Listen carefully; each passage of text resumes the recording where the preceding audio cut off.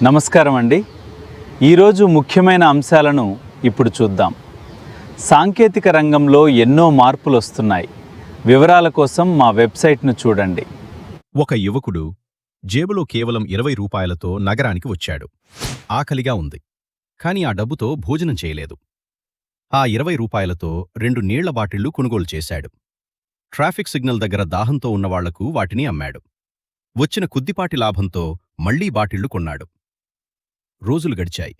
కష్టం ఆపలేదు, ఆశ వదల్లేదు. చిన్న వ్యాపారం పెద్దదైంది.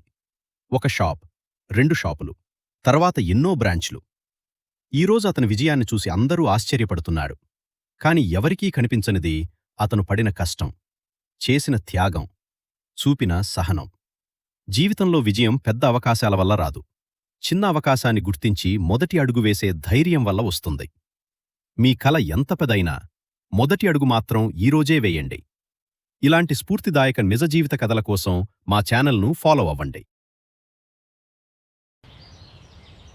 చూసినందుకు ధన్యవాదాలు. మరిన్ని అప్డేట్స్ కోసం ఫాలో అవ్వండి. ఎట్స్ కోసం ఫాలో అవ్వండి. సెలవు. త్వరలో కలుద్దాం.